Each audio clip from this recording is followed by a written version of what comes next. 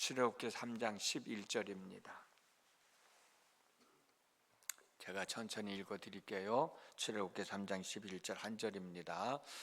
모세가 하나님께 아뢰되 내가 누구이기에 바로에게 가며 이스라엘 자손을 애굽에서 인도하여 내리이까. 아멘. 오늘 또 새벽을 깨우셨습니다. 하나님의 은혜 안에서 오늘 하루의 삶도 잘 추스리며 살아가는 우리 모두의 삶이 되어졌으면 좋겠어요. 그리 되어질 수 있기를 주님의 이름으로 축복합니다. 출애굽기 2장 11절에서 14절을 보면 이미 우리가 말씀을 나눴습니다. 내용을 보면 모세가 이스라엘 백성들을 괴롭히는 애굽 사람을 죽이는 내용이 나와요. 그리고 이스라엘 백성들끼리 싸울 때 왜 같은 동족끼리 싸우느냐고 나무라는 이야기가 나옵니다. 모세가 이런 행동을 했던 이유를 출애굽기에서는 설명을 해주고 있지 않아요. 그런데 사도행전 7장 23절 말씀을 보면 스데반 집사가 이런 말을 합니다. 모세가 40살이 되었을 때 자기 동족을 살펴볼 생각이 들었다. 자기 스스로 생각하는 거예요. 내가 이제 우리 민족을 돌봐야 될 때가 되지 않았나, 그런 생각을 갖게 되었다는 거예요. 그리고 7장 25절에 보면 역시 스데반 집사가 하는 얘기입니다. 모세는 하나님께서 자기를 통하여 애굽 땅에서 고통당하고 있는 이스라엘 백성들을 해방시킬 것이다 라는 생각을 하고 있었다는 거예요. 그래서 이 생각 때문에 모세는 애굽 사람이 자기 동족을 괴롭히는 모습을 보고 참을 수 없어서 그 애굽 사람을 죽일 수 있었던 것이고, 같은 동족끼리 싸우고 있을 때 왜 같은 동족끼리 싸우느냐라고 그 싸움에 나설 수밖에 없었다는 것이죠. 그런데 여러분, 하나님은 자기 자신이 내 스스로 고통 가운데 있는 이스라엘 백성들을 해방시키겠다라고 하는 생각을 가지고 있는 모세를 사용하지 않으셨다는 겁니다.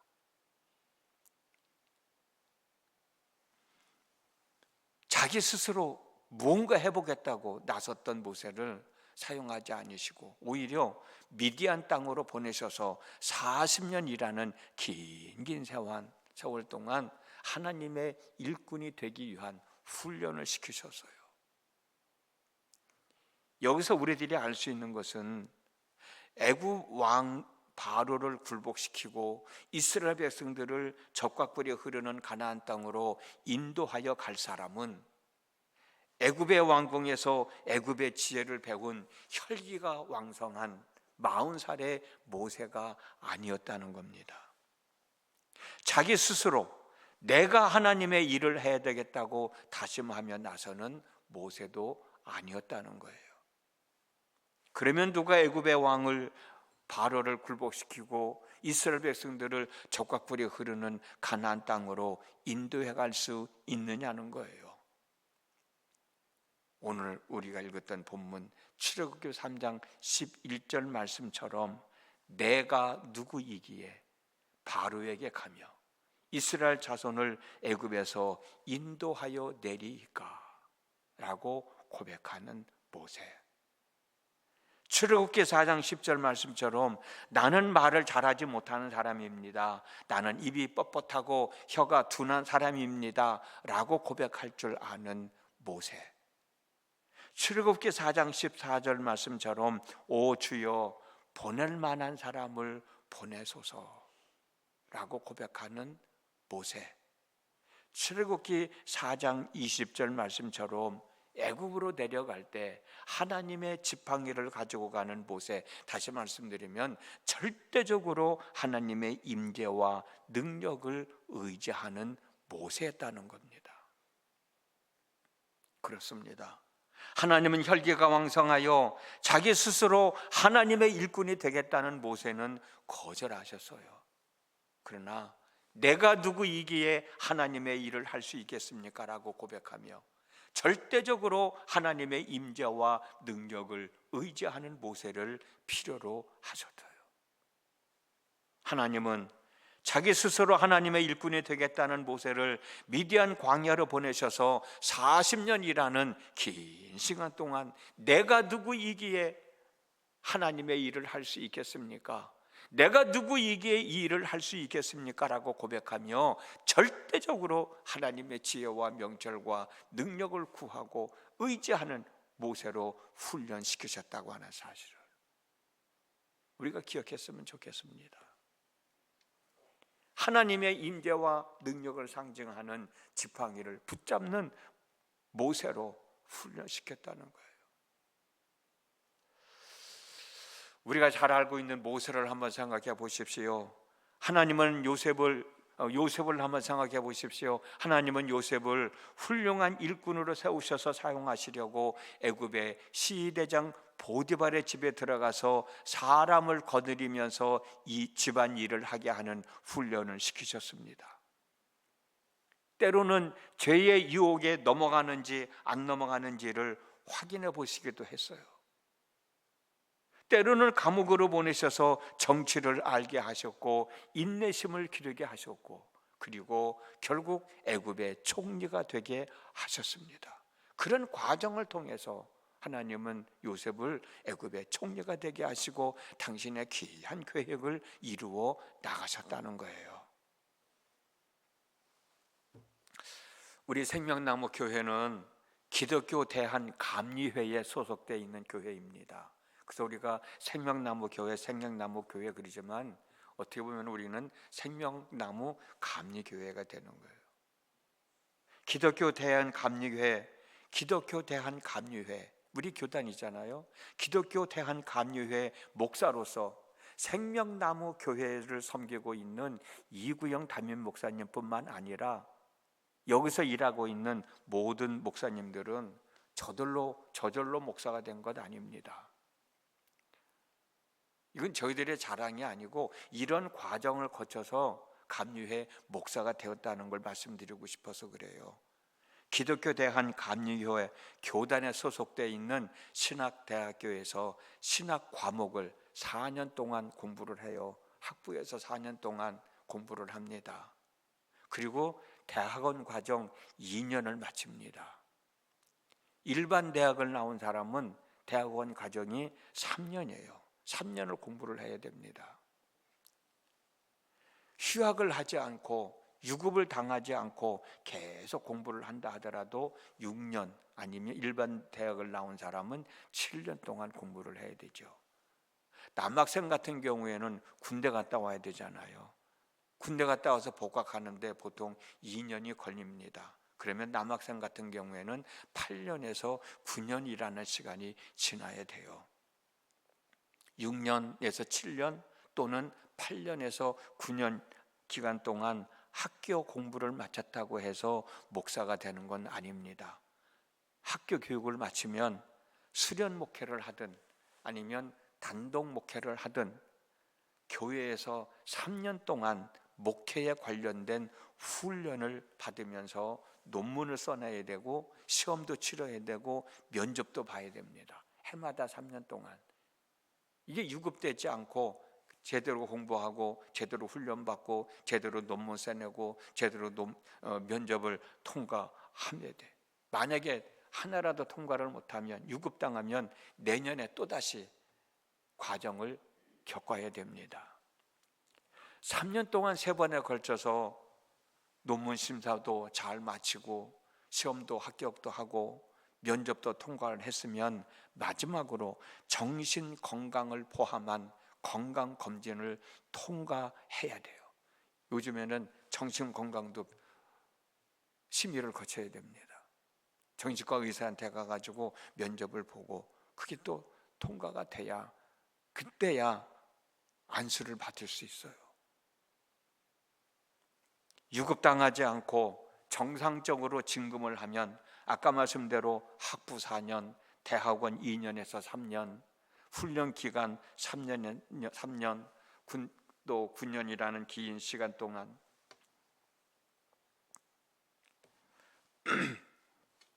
과정을 거치고 또 3년이라는 동안 시간을 보내고 그러고 가다 보면은 참 많은 시간이 지난 다음에 목사 안수를 받게 돼요.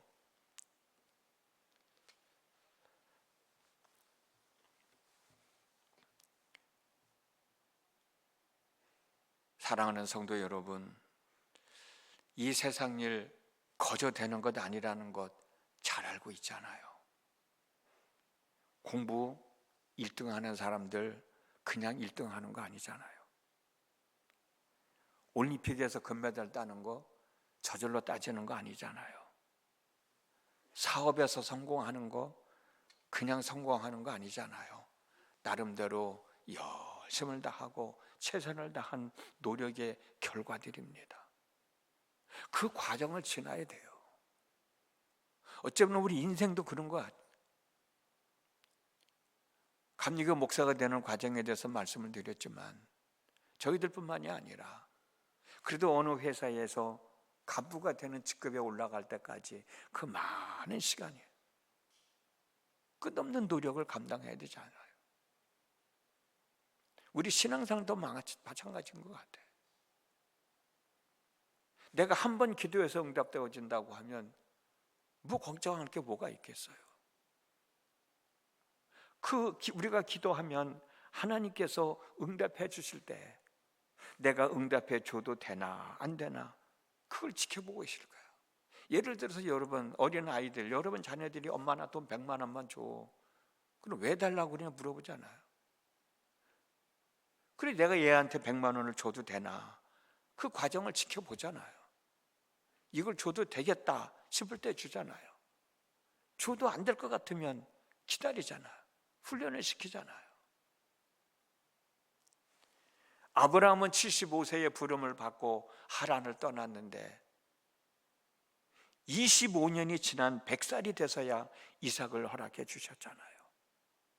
그동안 아브라함은 엉뚱한 짓도 했지만 결국은 참고 인내하며 열심히 하나님의 말씀을 믿고 사는 삶을 살았어요.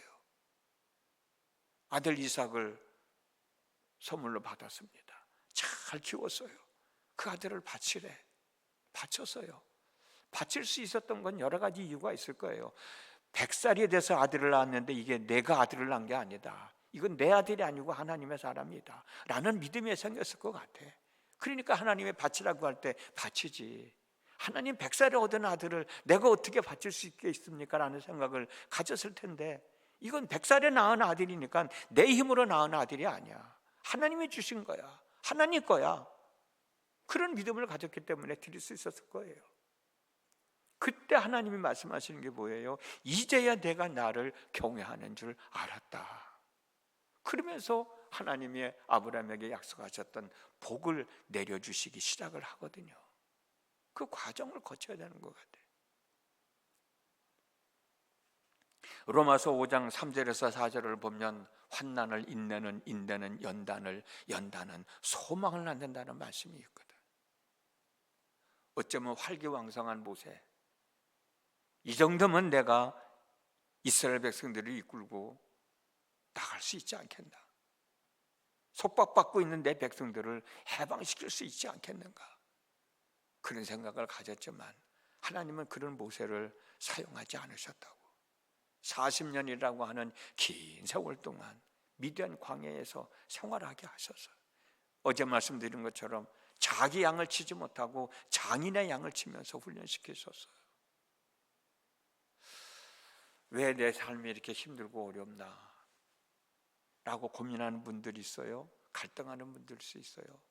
하나님 아직도 내 때가 안 됐나요? 하나님이 나를 인정해 주지 못할 때가 아직도 멀었나요? 한 번쯤 우리가 고민해보고 기도할 수도 있지 않을까? 마태복음 24장 13절에 예수님은 이렇게 말씀하셨습니다. 끝까지 견디는 사람이 구원을 얻는다고. 포기하지 마시고. 이렇게 살아오는 것도 하나님의 은혜란 말이에요. 하나님은 때때로 우리를 연단하시면서 훈련시키지만, 우리는 이걸 견뎌내지만 그 과정 속에서도 함께 하셔서 우리를 잊지 아니하시고 우리를 살피신다고 하는 거예요. 아브라함이 75세에 하란을 떠나서 100살을 사는 동안 버려두셨나요? 하나님은 아브라함과 늘 함께 하셨잖아요. 모세가 미디안 광야에서 40년을 살아갈 때 하나님은 그를 모른다 하셨나요? 그와 함께 하셨어요. 가정을 이루고 아이를 낳게 하고 살도록 인도해 주셨어요.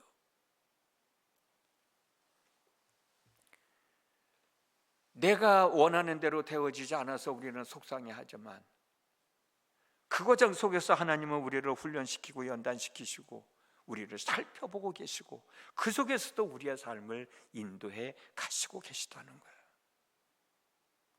절대로 낙심하지 마시고 포기할 생각하지 마시고요. 하나님의 사람으로서의 삶을 살아가는데 부끄럼 나가지 않으며 살도록, 하나님의 영광을 드러내며 살도록, 내가 누군가에게 상처를 주고 누군가에게 시험을 들게 하는 삶이 아니라 오히려 덕을 기치고 본을 보이며 사는 삶을 살아갈 수 있도록 인도해 주시기를 원한다고 늘 고백할 수 있지 않겠어요? 살피시는 하나님의 은혜로 오늘 또 우리들이 감당해야 할 모든 일들을 잘 감당하며 더 큰 꿈을 이루기 위하여 열심히 살아가는 하루가 되어줬으면 좋겠습니다. 오늘 하루를 살아갈 때에도 내 스스로 할 수 있다고 자만하지 마시고, 모세가 내가 누구이기에 이 일을 할 수 있겠습니까? 라고 고백하며 하나님의 능력을 상징하는 지팡이를 붙들었듯이 하나님의 지혜와 명철과 능력으로 오늘도 하루를 살아가야 되겠다라고 고백하면서 그 은혜를 구하는, 그 능력을 구하는 귀한 시간이 되어지면 얼마나 좋을까요? 그런 마음가짐을 가지고 이 시간도 기도하시고 오늘도 하나님이 주시는 지혜와 명철과 능력으로 모든 일 감당하며 살아가는 복된 한 날의 삶이 되어질 수 있기를 주님의 이름으로 축복합니다. 기도합니다. 오늘 또 함께 하신 하나님 감사합니다. 내가 누구이기에 스스로 고백하는 모세처럼 내 스스로 뭔가 할 수 있다고 생각하지 말고 하나님의 은혜가 있어야 됩니다 라고 고백하며 바울이 고백했듯이 모든 것이 하나님의 은혜입니다. 오늘의 나 된 것은 오직 하나님의 은혜입니다 라고 고백하는 저희들의 삶이 되어지도록 하나님 함께하여 주옵소서. 기도하는 이 시간도 함께하여 주셔서 깨닫지 못한 것 깨달아 알게 하시고 갖지 못한 지혜, 갖지 못한 하나님의 능력 더하여 주시어서 오늘 하루의 삶도 잘 추스리며 살아갈 수 있게 하여 주시고 하나님 앞에 고백한 모든 것들이 하나하나 이루어지는 삶을 통하여 기뻐하고 감사하고 행복해하는 저희 모두가 되도록 역사하여 주시옵소서. 예수님의 이름으로 기도드렸습니다. 아멘.